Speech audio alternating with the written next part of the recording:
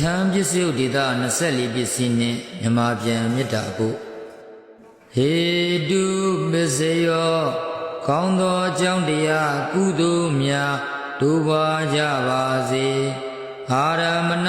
ပစ္စယောကောင်းသောအာယုံမြဲတွေ့ကြုံအစဉ်ဆုံးစည်းကြပါစေအဓိပတိပစ္စယောသန္နာနှင့်ဇွဲစိတ်ဉာဏ်တွေအကြီးအကဲဖြစ်ပါစေအနန္တရာပစ္စယောကုသိုလ်ဘိမာကုသိုလ်သာစက္ခာဖြစ်ပါစေတမန္တရာပစ္စယောကောင်းမှုဘိမာကောင်းမှုသာစက္ခာဖြစ်ပါစေသာဇာတပစ္စယောအတုတကွမြတ်ဘုံညာဒုက္ခချမ်းသာဖြစ်ပါစေအညမညာပစ္စယောလူအချင်းချင်းမေတ္တာနှင့်ချစ်ချင်းပွားနိုင်ကြပါစေနေတရားပစ္စယောသုံးပါးယတနာမိခိုကကြည်သာရှင်မြုံနိုင်ပါစေဥပါနိတရားပစ္စယော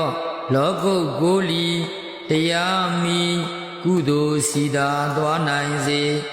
ကုရိဇာတပစ္စယောရှိကကုသိုလ်နောက်ကိုမိခိုကောင်းကျိုးပေးပါစေပစ္စာဇာတပစ္စယောနောက်ကကုသိုလ်ရှိကိုမိခိုကောင်းကျိုးပေးပါစေအာတိဝနာပစ္စယောပါရမီအစုံ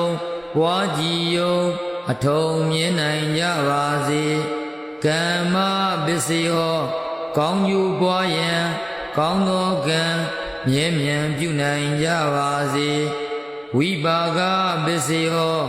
ကောင်းမှုပွားတို့ချမ်းသာမျိုးအကျိုးကိုမှတွေ့ပါစေအာရပစ္စယောကိုယ်စိတ်ဟာရလွန်ပြေဝဒုက္ခပွားရန်ဖြစ်ပါစေ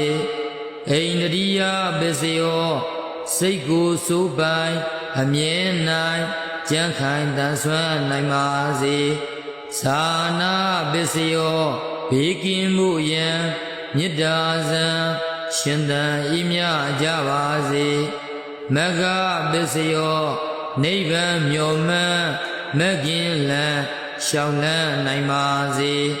သံပယုဒ္ဓပစ္စယောသူတော်ကောင်းတဲ့